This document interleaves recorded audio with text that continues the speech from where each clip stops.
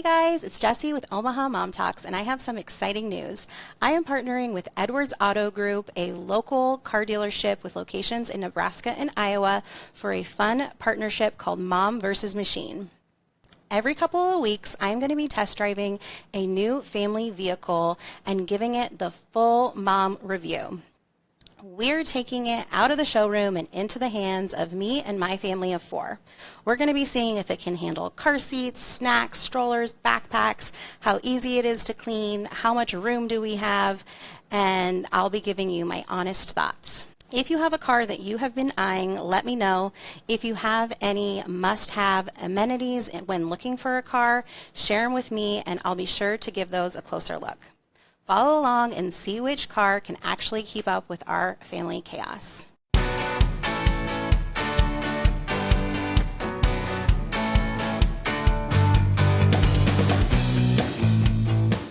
Hi guys, welcome back to Omaha Mom Talks. I'm your host, Jessie Gutierrez. I'm a wife, a mom of two little girls who are 5 and 8, and I'm a mental health therapist that specializes in supporting women with anxiety, trauma, and perinatal mental health.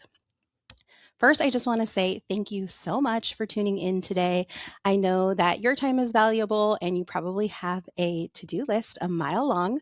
So thank you so much for joining me. My hope is always that today's message lands in the ears of somebody who needs to hear it.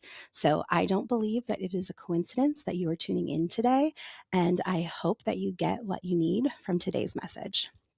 Today, we are talking about something that so many moms experience, and that is shame, guilt, and regret. I am talking about the decisions that you replay in your brain when you're trying to sleep at night, the unhelpful thought of, am I messing up my kids?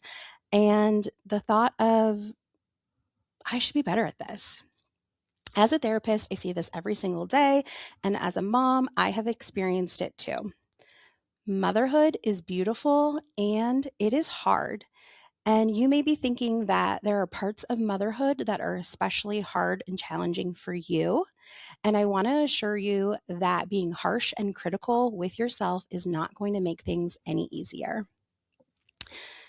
Today, I want to help us understand a little bit more about shame, guilt, and regret, what they actually are, why motherhood amplifies them, and I want to give you one practical tool to break free from a shame spiral and move forward instead of staying stuck. All right, so motherhood creates what I like to call the perfect storm for self-judgment. And overnight, as a mom, you become responsible for a human life. And you're sleep deprived, your identity shifts, and our brain is constantly scanning for safety, danger, and mistakes really get highlighted because the stakes are high. And every decision suddenly feels so loaded, right? Right off the bat, we are making decisions about breastfeeding versus bottle feeding, staying home versus working, daycare options, or staying home. And millennial moms, especially, are carrying a heavy, invisible pressure. We are expected to be emotionally aware, to be professionally successful, to be healthy physically, to be healthy mentally. And let's not regret, we are expected to be grateful for it all. And that's just not realistic. So, when things don't go perfectly and mistakes happen, our brains have a natural way of trying to make meaning of it. And that's where our friends shame, guilt, and regret enter the chat. So, let's break down what each one is and a little bit about why some are helpful versus unhelpful. Whenever I talk about emotions, either with my patients or even with my own kids, I try to do that from a lens of all emotions and feelings are common, to be expected, and welcome. However, some emotions are helpful and some emotions are unhelpful. So, first, I want to talk about guilt, and I consider guilt a helpful emotion. Guilt is feeling bad about something you did. It is specific to a behavior. So, something that you did, a choice that you made, or a specific action. Guilt is an emotion that says to us, I made a bad choice. I messed up. Again, guilt is common and it can be helpful, and let me tell you why. So here's an example from early motherhood that you may be able to relate to. Your toddler is really struggling at bedtime, and you have been trying for now going on 2 hours to get this little sweetie to bed, and they are just fighting and resisting, and there's big tears and big emotions, and you are exhausted too. And then you snap and you yell at your toddler. Later on that night, you're laying in bed and you're replaying it in your mind, and you're saying something to yourself like, I feel really bad about how I was so harsh and, uh, yelled at my toddler. That's just really not how I want to show up as a parent. So, that discomfort that you're feeling is guilt. And guilt is helpful and it can serve a purpose. So, it can help us repair, it strengthens our relationships by doing that repair, and it guides us in moving forward and in our future behavior and how we want to show up. So, healthy guilt can sound like, I wish I would have handled that differently, and I want to do better next time. So, we stay rooted in moving forward in the future, right? I don't like how I showed up, and I want to do better next time. So, we're moving into the future and trying to make change. So, maybe we apologize, we reconnect, and we model accountability. That is not failure. That is parenting. I talk all the time in my practice and on my social media accounts about the power of rupture and repair.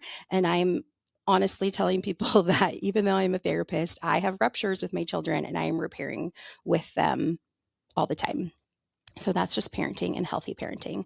So guilt helps us move towards growth. Now, let's talk a little bit about shame, because shame is where I see a lot of moms getting stuck. So, shame is feeling bad about who you are or who you believe you are. Shame says things like, I'm a bad mom, I'm failing, something is wrong with me. If people knew the truth about me, they wouldn't want to be around me. So notice the shift. Guilt is, I did something wrong. It's about the behavior or the choice. And shame is, there's something wrong with me. I'm the problem. And shame is an unhelpful emotion because shame does not motivate change. It freezes us and it keeps us stuck. And shame can show up in the body in a lot of different ways. Physically, tightness in the chest. I hear about a lot of tension in our shoulders. It can also make us want to withdraw, overthink conversations, replay mistakes, and a lot of comparison to others. Instead of repair, shame creates hiding. You might stop asking for help, you might stop sharing honestly, and you could start isolating or keeping things to yourself. And in my experience, the moms who care the most are the ones who are carrying the most shame. And that makes sense to me because high empathy paired with high responsibility equals high self blame. Then we have shame's little cousin, regret. Okay. And regret is wishing that things would have happened differently, or that you would have done something differently. So looking back and thinking, I should have seen that coming. I should have done that differently. I wish I could just do that over. And regret isn't always bad. Regret can help us learn and help us make better choices. But regret becomes unhelpful when we get stuck in replaying the past again and again, and we live there and we stay there, and that turns into shame and doesn't help us move forward. So many moms will ruminate over their birth experiences, their postpartum struggles, parenting decisions, and just moments that they wish that they could redo. And in those incidents, your brain just keeps replaying it and it's like it's still happening. And research shows us that this is common among people who struggle to forgive themselves, that the events feel fresh even years later and the memory doesn't fade or become distant. And it's almost like there's this wound, an emotional wound that remains open. So let's talk a little bit about self-forgiveness. This is where I try to move a lot of my patients to, and a lot of my patients understandably get stuck. So there was a recent study published in 2025 from Flinders University in Australia. And in this study, they looked at people who are able to forgive themselves versus people who feel like they never could forgive themselves and they really stay stuck in that shame spiral. And to be clear, the findings were very similar to the things that I see in my patients every single day in the therapy room. So the people who struggled to forgive themselves, they were still emotionally in it. They were living inside that distressing moment or event, and these people replayed it again and again in their brain. They were just stuck in that moment. Even if it was years later, the event felt very close, very fresh. And then they carried a lot of shame. If you're a mom listening, you might recognize something like you're rocking your baby, and suddenly you think about that birth experience that just didn't go your way. And you're ruminating on it and you're blaming yourself, saying things like, I should have known better, I should have seen that coming. Or maybe your child has a really big emotional outburst and behavioral moment, and your brain jumps to, this is all my fault. I'm not doing good enough. I'm failing my child. They shouldn't be having tantrums like this because they have a mother like me. So your mind is trying to solve moments or find meaning in moments that can't be undone. And actually, this is one of the reasons why I love EMDR therapy. EMDR stands for eye movement, desensitization, and reprocessing therapy. It's a mouthful.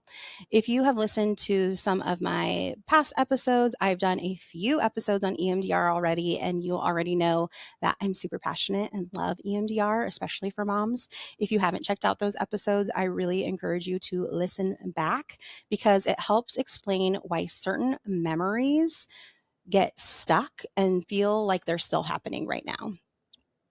So, in very simple terms, EMDR helps the brain finish processing experiences or distressful moments that get stuck in our brain. Because when something overwhelming happens, like a traumatic birth, postpartum distress, a medical scare for you or your child, a loss, or just a moment you wish that you can redo, your brain doesn't always store that memory in the past. And in those cases, it gets stored in the same level of intensity of emotions, body sensations, and belief as when that moment happened. And so years later, you're not just remembering it, it's like feeling like you're going through it again, whether you consciously know that or not. Something might happen in the present day that triggers or feels the same because it's stored in the same place in your brain. And it can feel like you're re experiencing it, or those feelings feel just as fresh and intense and raw as when that moment happened. And so that's why shame can feel so intense and your brain keeps replaying it, and why logic alone just doesn't make it go away.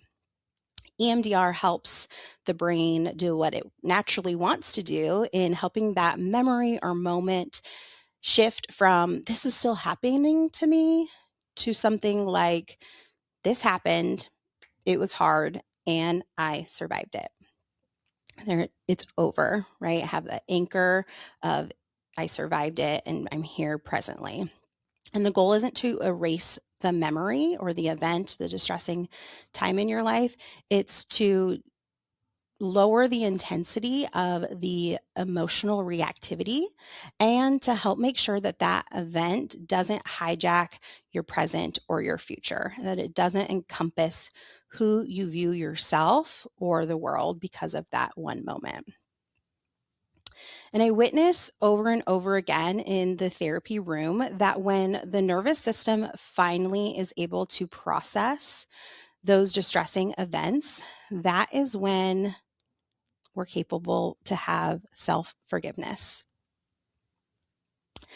Okay, back to the study that I was sharing about on self-forgiveness. I want to also make sure and share some other parts that stood out to me. So the people who did forgive themselves in that study, they didn't just forget what happened. Kind of like I said with EMDR, we're not trying to make the memory go away. And they didn't just wake up one day and like magically feel fine. They still remembered, they still had emotions about it sometimes, but the difference there was that the emotions stopped dictating or ruining their life. The memory no longer defined who they were, and they shifted from looking backwards to looking forward. So self forgiveness isn't about saying, like, that's not important to me or that didn't matter. Because sometimes when I talk about self forgiveness in the therapy space, women will say to me, like, I feel like if I forgive myself, I'm somehow like lowering the bar. And that's not the case, but it's saying that happened. Maybe I did that if it's something that you were in control of. That happened, and I'm still allowed to move forward. And sometimes mom will ask me, like, why does my brain do this? Like, why do I hold on to things like this and spiral into these shame spirals? And there's a lot of reasons for that. And one that is important for you to know is your brain is actually trying to protect two very important things: your identity as a good person and your sense of belonging and connection. So you care deeply about your child and you want to do right by them. So when something upsetting happens, whether it was your decision, just a circumstance, or something completely outside of your control, your brain searches for meaning and responsibility. Because a lot of times, responsibility feels a lot more safer than helplessness. Sometimes shame will show up, and you, not because you did something wrong, but because you care a lot about this person who was maybe impacted or went through a painful experience, and you wish somehow you would have been able to prevent it, right? Like, especially for your children. And many mothers that I meet with share with me about shame that they feel over postpartum struggles, birth trauma, going back to work, relationship changes, just moments where they were human and felt really overwhelmed. And healing comes from understanding that this feeling is here because something important to me, whether it be a person or relationship, something important to me was impacted. And these emotions are information for us, but they are not a failure, or they are not defining that you are somehow a failure. And we see moms that often are carrying shame for things that they never had control over. And uh, I mentioned I talk a lot in the therapy space about self forgiveness. And when I mention this or bring this up initially, a lot of women will, I can just see it on their face. They'll kind of chuckle, or kind of the facial expression gives me this vibe of like they think that self forgiveness is silly or a waste of their time. And they'll convey, through their words, some sort of message of like, yeah, I get that, but being hard on myself is like what I need or what I deserve, or is going to somehow force me to be a better person and make change. And just because a lot of women are taught that the only way to grow is through self criticism. And let me tell you that if shame were a good teacher, you would have changed by now. If shame were a good teacher, you would have learned by now. So when I'm sitting with these women that are struggling with this even idea of self forgiveness, I will sometimes ask them, maybe a maybe I have an example of something I've done, or maybe they're shared a mistake that they made, and I'll say, you know, imagine that I was the one that made that mistake, that poor parenting choice, or that whatever. I'm the one that made that mistake. And just for a moment, think about that and look at me. And what happens when you think of me making that mistake, and like, what would you say to me? And I can immediately see the shift in their body, like their shoulders soften, maybe they take a deep sigh, and I quickly see them just become more gentle in their posture as they're looking at me. And, they'll say things to me like, Jesse, you made a mistake and you're human, or you're allowed to make mistakes. You're trying your best. And suddenly that self compassion and that forgiveness that they give others becomes so visible in the room. And self forgiveness isn't about pretending nothing happened or that you didn't make a mistake. And self forgiveness is not a one time decision, it's a process. You don't just wake up one day free of shame, and it's choosing time and time again, repeatedly. I want to move forward in this instead of punishing myself, instead of beating myself up over this mistake that I can't undo.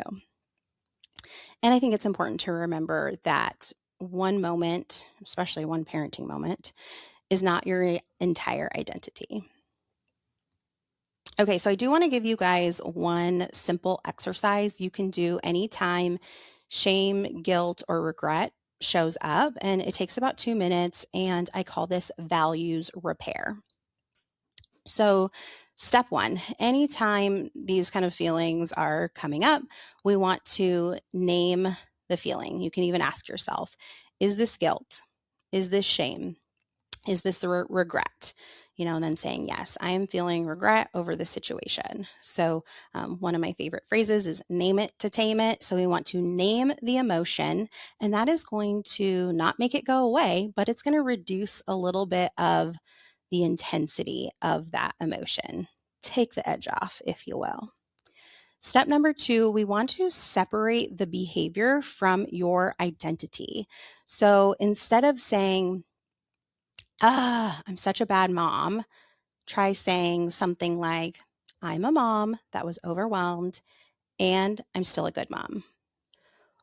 Or instead of saying something like, oh my gosh, I'm the worst, saying something like, I am a human that made a mistake.